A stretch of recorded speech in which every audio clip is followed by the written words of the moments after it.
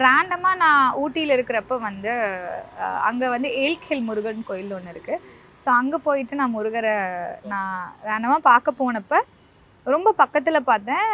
ரொம்ப ரொம்ப அழகாக இருந்தார். ஒரு 3 hours நின்று அப்படியே பார்த்துட்டே இருந்தேன். என்ன கனெக்ட் ஆச்சுன்னா தெரில. நான் அடுத்த நாளே வந்து மாலை போட்டேன். ஸோ மாலை போட்டு ரேண்டமாக வந்து நான் அன்றைக்கி தான் ஒரு படம் பார்த்தேன்.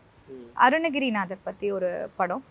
ஸோ எனக்கு அது என்னன்னு தெரில, கனெக்ட் ஆச்சு. நான் அப்போவே திருப்புகழ் அப்படின்னு சொல்லிட்டு ஒன்று இருக்குது. அது முருகரோட இதுதான், அவர் தான் பேர் வச்சார். இந்த மாதிரிலாம் நான் பார்த்தேன். ஸோ அதை பற்றி நான் எழுத ஆரம்பித்தேன். அதோட மீனிங் எழுத ஆரம்பித்தேன். இப்போ வரைக்கும் எனக்கு தெரியாது ஏன் எழுத ஆரம்பிச்சேன்லாம். ஸோ டெய்லியும் என்ன பண்ணுவேன்னா, எதுவுமே பண்ண மாட்டேன். நான் எதுவுமே வேண்டலாம் மாட்டேன்.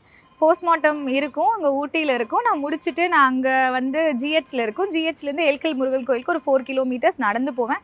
நடந்து போய் அங்கேயே இருந்து ஒரு 3 hours வந்து கொஞ்சம் எழுதுவேன். எழுதி கத்தி நான் என்ன திருப்புகழ் எழுதுறேனோ அதை சத்தமாக பாடுவேன். ஏன்னா அங்கே ஒருத்தவங்க சொன்னாங்க முருகருக்கு பாட்டுனா பிடிக்கும் அப்படின்னு. ஸோ பாடுவேன். யார் இருந்தாலும் யோசிக்க மாட்டேன். ஓகே. ஸோ பாடுவேன். ஸோ கோயிலில் okay.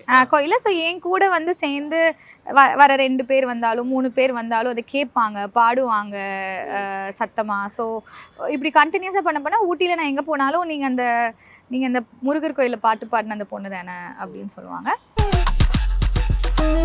Let's go holidays. Travel beyond boundaries.